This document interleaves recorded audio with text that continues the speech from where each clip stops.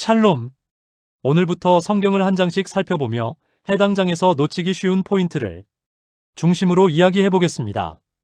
오늘은 창세기 17장에서 놓치기 쉬운 포인트를 3가지로 정리해 드리겠습니다.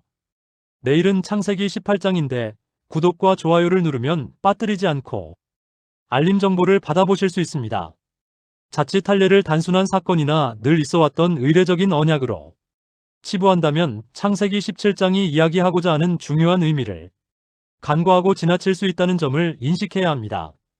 단편적인 정보가 아니라 이 장 전체의 흐름 속에서 하나님께서 무엇을 강조하시고 왜 그렇게 하셨는지를 깊이 있게 풀어내되 너무 무겁지 않도록 약간의 재미 요소도 섞어 설명드리겠습니다. 첫째, 하나님께서는 엘샤다이, 즉 전능하신 하나님으로 자신을 처음 드러내시며 인간의 한계를 뛰어넘는 능력을 선언하십니다. 성경을 읽다 보면 하나님의 이름이 매우 다양하게 나오는데 그 가운데 엘샤다이가 처음 등장하는 지점이 바로 창세기 17장입니다. 이것은 단순한 소개가 아니라 99세의 아브람과 89세의 사라 앞에서 현실은 불가능해 보이지만 나는 그 현실을 넘어서 일하시는 하나님이다라는 선언이었습니다. 아브람이 하루는 자신의 나이를 보며 한숨 쉬었을지도 모릅니다. 주님, 나이는 숫자라고 하지만 이 숫자는 좀 심합니다. 그러나 하나님께서는 그런 아브람을 보며 미소 지으시며 말씀하십니다. 아브람아, 너의 숫자보다 내 능력이 크단다. 이런 장면이 연상될 정도로 하나님께서는 현실이 아닌 하나님의 능력을 이야기하셨습니다. 그리고 그 능력을 설명하는 방식이 매우 독특했습니다.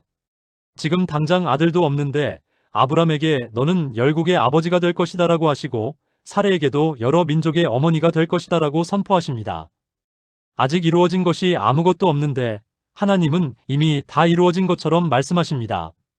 이 장면에서 우리가 놓치기 쉬운 부분은 하나님은 약속을 말씀하실 때 현실보다 정체성을 먼저 바꾸신다는 점입니다. 하나님은 인생의 현실에서 출발하지 않으시고 하나님이 정하신 정체성에서 출발하십니다. 사람은 내가 되어 보이면 믿겠다고 하지만 하나님은 믿음으로 내 정체성을 먼저 받아들여라라고 말씀하십니다. 이것은 아브라함의 신앙 여정의 거대한 전환점이었습니다. 하나님은 불가능을 가능하게 하시는 능력을 설명하면서도 단순히 기적을 보여주시는 것이 아니라 기적을 받아낼 그릇, 즉 정체성부터 준비시키시는 분이라는 사실입니다. 그리고 엘샤다이라는 이름은 단순히 강한 힘이 아니라 부족함을 채우고 없는 것을 있게 하며 죽은 것 같은 상황에 생명을 불어넣으시는 충만케 하시는 하나님의 의미를 담고 있습니다. 이 이름을 아브라함에게 보여주신 이유는 명확합니다. 하나님께서 하실 일의 규모가 너무 크기 때문입니다.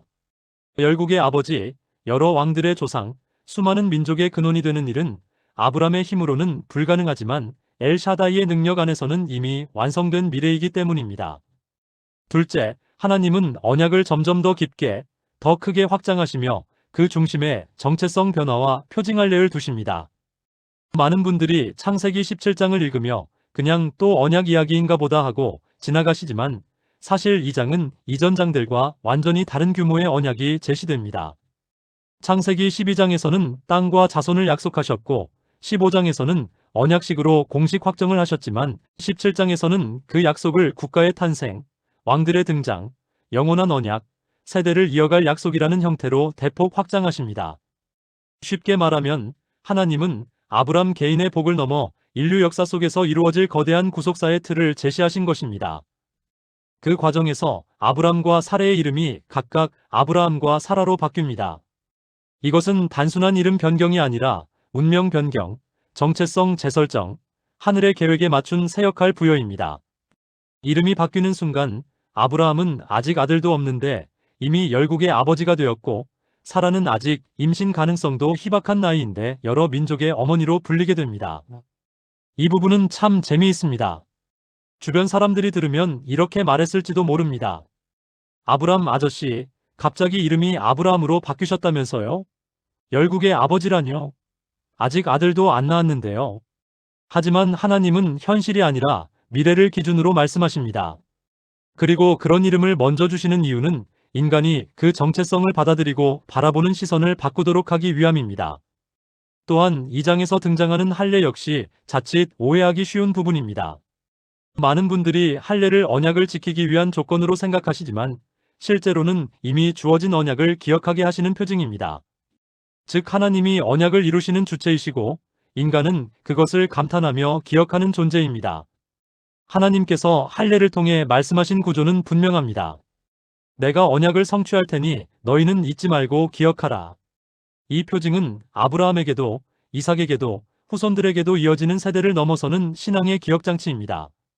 하나님은 인간이 잊기 쉬운 존재임을 너무 잘 아시기 때문에 언약의 내용을 몸에 새기게 하신 것입니다.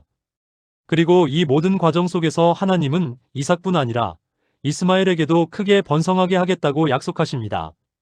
이삭이 언약의 중심이 되는 것은 맞지만 하나님은 선택받지 않은 자라고 해서 외면하지 않으시는 분입니다. 이 장면은 하나님의 자비와 긍휼이 얼마나 넓고 깊은지를 보여주는 중요한 신학적 포인트입니다. 셋째, 아브라함의 즉각적인 순종은 믿음이 생각이나 말이 아니라 행동으로 드러난다는 사실을 보여줍니다. 창세기 17장의 마지막 부분은 매우 감동적이면서도 동시에 약간 코믹한 느낌도 있습니다. 하나님께서는 99세의 아브라함에게 그리고 그의 모든 집안 사람들에게 할례를 행하라고 명령하십니다. 누구라도 주님, 오늘은 너무 더워서 내일 하면 안 될까요? 라고 말하고 싶을 상황이었을 것입니다. 하지만 성경은 이렇게 기록합니다. 그날로 아브라함은 무려 99세의 나이에 단 하루도 미루지 않고 바로 순종합니다. 그뿐 아니라 13세의 이스마엘과 집안의 모든 남자들에게도 즉시 시행합니다. 이 부분은 많은 분들이 쉽게 지나치시지만 사실 아브라함의 믿음이 얼마나 깊어졌는지를 단적으로 보여주는 장면입니다. 하나님을 신뢰하는 마음이 없다면 절대 이렇게 즉각적인 행동은 불가능합니다. 아브라함은 단순히 하나님의 말씀을 믿습니다 라고 말하는 수준을 넘어 그 믿음을 행동으로 보여주는 신앙의 모델이 됩니다. 그리고 이것이 창세기 17장에 숨겨진 핵심입니다. 하나님은 전능하시고 언약을 이루시는 분이지만 그 언약 안에서 인간은 즉각적인 신뢰와 순종이라는 방식으로 응답해야 한다는 것입니다. 아브라함의 순종은 그저 규칙을 지킨 것이 아니라 하나님의 말씀을 최우선 가치로 두는 신앙 고백이었습니다. 또한 이 행동은 아브라함 가정 전체가 하나님의 언약 안으로 들어오는 통로가 되었습니다. 아브라함의 믿음은 개인적 차원에 머물지 않고 공동체의 신앙적 전환점이 되었던 것입니다. 이처럼 창세기 17장은 하나님이 어떤 분이신지 인간이 어떤 태도로 신앙을 가져야 하는지를 동시에 깊이 드러내는 장입니다. 하나님은 불가능을 가능케 하시는 엘샤다이로 자신을 드러내셨고 언약은 점점 더 깊어지고 넓어지며 그 중심에는 정체성의 변화와 언약의 표징이 자리 잡고 있으며 아브라함은 즉각적이고 전적인 순종으로 그 언약에 응답했습니다. 이 세 가지 포인트를 이해하면 창세기 17장은 단순한 역사 기록이 아니라 오늘 우리에게도 여전히 살아있는 신앙의 길잡이가 됩니다. 하나님께서는 오늘도 우리의 현실보다 더 큰 정체성을 말씀하시고 잊지 않도록 약속의 표징을 주시며 우리가 즉시 순종하기를 기다리시는 분이십니다. 이렇게 창세기 17장은 신앙의 본질, 하나님의 성품, 그리고 인간의 태도까지 모두 담고 있는 깊고 풍성한 장이라고 할 수 있습니다. 오늘은 창세기 17장을 전능하신 하나님, 엘샤다이, 정체성의 변화, 아브라함의 믿음의 행동을 중심으로 생각해 보았습니다. 내일은 창세기 18장의 내용을 가지고 친밀하신 하나님, 약속의 확증, 고모라를 위한 하나님의 공의와 사랑이라는 관점에서 놓치기 쉬운 포인트를 중심으로 묵상하겠습니다. 구독과 좋아요 버튼을 누르시면 편안하게 받아보실 수 있습니다. 샬롬.